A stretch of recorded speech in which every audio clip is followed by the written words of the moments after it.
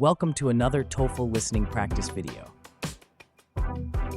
In this video, you will listen to a lecture, answer some questions about it, review the correct answers and explanations. Don't forget to subscribe for more TOEFL listening practice.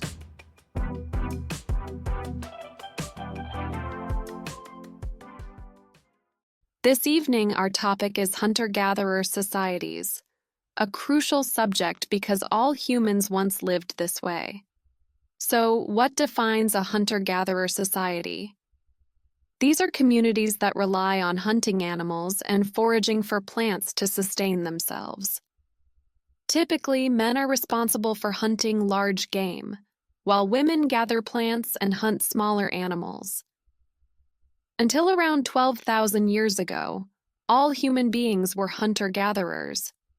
Nowadays, only a few groups maintain this lifestyle, though some still exist. Experts predict that in approximately 50 years, these groups might vanish entirely. Currently, you can find hunter-gatherer societies in places like the Arctic, certain desert regions, and tropical rainforests, where agriculture is particularly challenging due to the climate. Throughout history, many hunter-gatherer communities transitioned to farming. What are some key differences between hunter-gatherers and agriculturalists?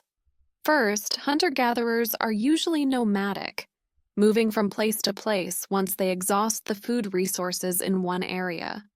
In contrast, farmers tend to be sedentary, remaining in one location long enough to plant and harvest crops.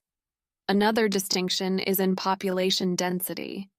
Hunter-gatherer societies generally have lower population densities because their methods of subsistence support fewer people.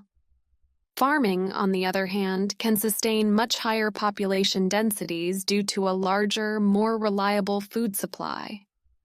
This means that hunter-gatherers typically form smaller groups. Additionally, the social structures in these societies differ significantly. Hunter-gatherer communities tend to lack hierarchical structures because they don't accumulate surplus food or goods, and even if they did, their mobile lifestyle prevents long-term storage. Consequently, these societies are more egalitarian. Conversely, agricultural societies, which produce surplus food, often develop hierarchical social structures and can support full-time leaders. Keep in mind that these observations are quite general. Next, we will examine specific examples of hunter-gatherer societies to see how these general concepts are applied in reality.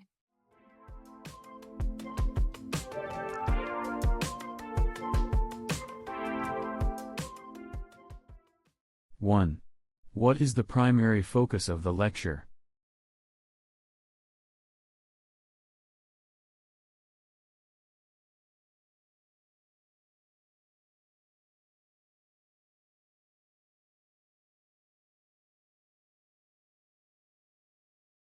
Two. In hunter-gatherer societies, what role do men typically fulfill?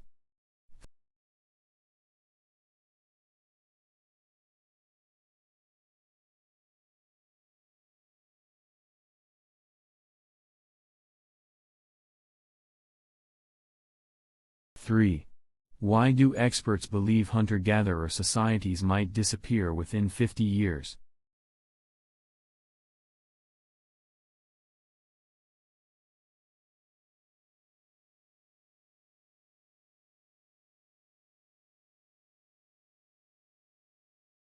Four.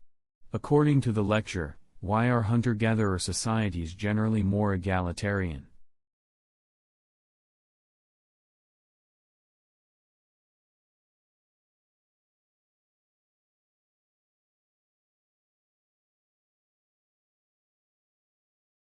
Five. What is one significant difference between hunter-gatherers and farmers mentioned in the lecture?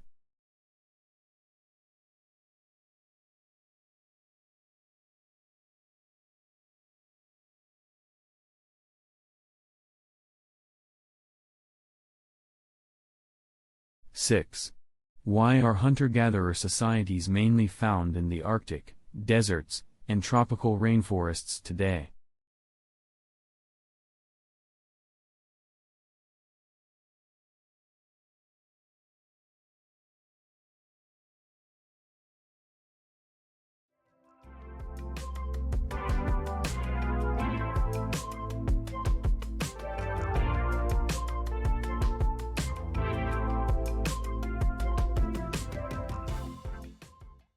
The lecture primarily discusses the nature and characteristics of hunter-gatherer societies, including their survival strategies, social structures, and differences from farming societies. This evening, our topic is hunter-gatherer societies. So, what defines a hunter-gatherer society? These are communities that rely on hunting animals and foraging for plants to sustain themselves.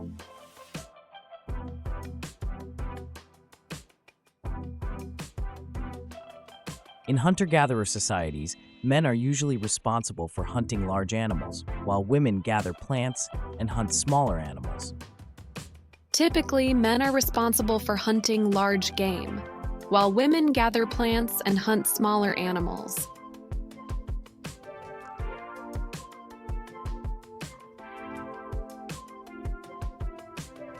Experts predict that hunter-gatherer societies might disappear in 50 years because there are currently very few such groups left. Experts predict that in approximately 50 years, these groups might vanish entirely.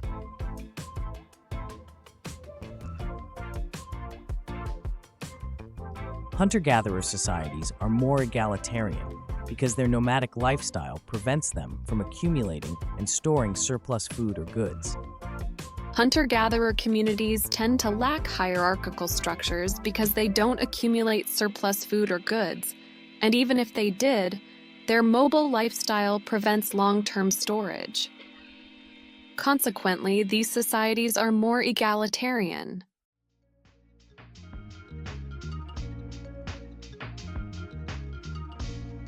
Farming societies can support larger population densities because they produce a larger, more reliable food supply compared to hunter-gatherer societies.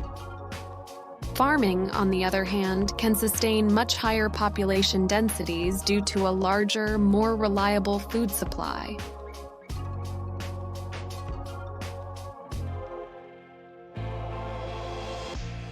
Hunter-gatherer societies are mainly found in the Arctic, deserts, and tropical rainforests today, because the climate in these regions makes agriculture particularly difficult. Currently, you can find hunter-gatherer societies in places like the Arctic, certain desert regions, and tropical rainforests, where agriculture is particularly challenging due to the climate.